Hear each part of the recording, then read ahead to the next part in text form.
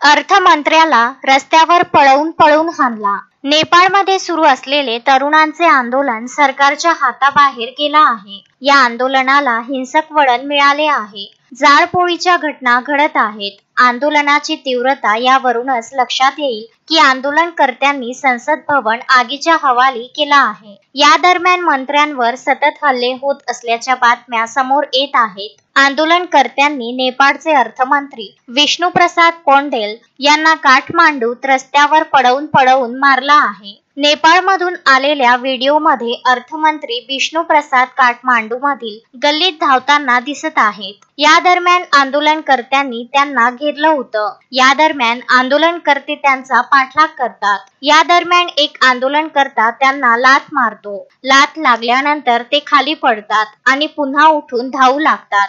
यावेळी आंदोलनकर्ते त्यांना पकडून घेऊन जातात। विष्णुप्रसाद पौंडेल नेपाळचे उपपंतप्रधानही आहेत। विष्णुप्रसाद पौंडेल हे नेपाळच्या राजकारणातील एक प्रभावशाली व्यक्तिमत्व आहेत। त्यांची राजकीय कारकीर्द दीर्घ आहे आणि आर्थिक सुधारणांमध्ये त्यांचे योगदान आहे। दरम्यान नेपाळचे पंतप्रधान के.पी. शर्मा ओली यांनी देशाचे लष्कर प्रमुख अशोक सिकदेल यांच्याशी चर्चा केल्यानंतर राजीनामा दिला आहे। लष्कर प्रमुख अशोक सिकदेल यांनी के.पी. शर्मा ओली यांना पंतप्रधान पदाचा राजीनामा देण्यास सांगितलं होतं। त्यानंतर ओली यांना त्यांचे पद सोडण्यास भाग पाडण्यात आलं। दरम्यान आंदोलकांनी संसद भवनाला आग लावली आहे। आंदोलक संसद भवनात घुसले आहेत आणि प्रचंड तोडफोड आणि जाळपोळ करीत आहेत। संसद भवनात भीषण आग लागली आहे। संसद भवनातून धुराचे लोट बाहेर पडत आहेत। आंदोलकांनी अनेक मंत्र्यांच्या घरांनाही आग लावली आहे।